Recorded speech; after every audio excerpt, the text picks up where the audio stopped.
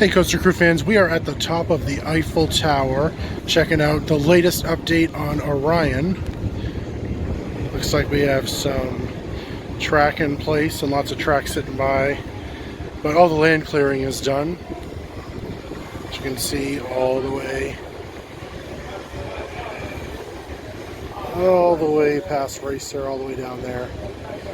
It's a little windy up here, so hope you guys can hear me.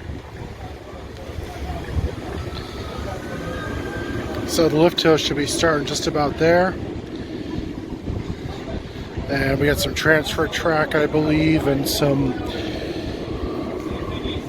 maintenance sheds for the trains. So pretty exciting.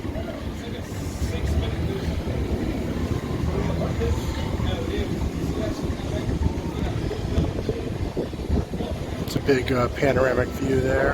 There we go. Alright, pretty exciting, guys. Alright guys, that's about it. Be sure to subscribe to our YouTube page and like our Facebook and follow us on Twitter.